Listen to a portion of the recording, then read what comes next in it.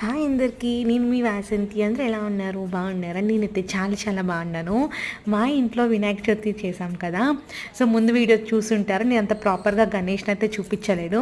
So ఈ వీడియోలో అయితే నీట్గా చూపించాను అనమాట మా ఇంట్లో మా వినాయకుడిని. మీరు కూడా ఇలానే గణపతిని పెట్టుకొని చేసుకున్న వాళ్ళు, చేయని వాళ్ళు కూడా చూసి ఆనందిస్తారని కోరుకుంటున్నాను. అంతేకాదండి, ఇప్పుడు ఈ జనరేషన్లో చాలామందికి వినాయక చవితి అంటే లైక్ అంత గ్రాండ్గా అంత ఇదిగా చేయకపోవచ్చు, కానీ మేము చిన్నగా ఉన్నప్పుడైతే చాలా సరదాగా ఉండేదండి. 10 మందితో చేసుకునే పండగలాగా ఉండేది.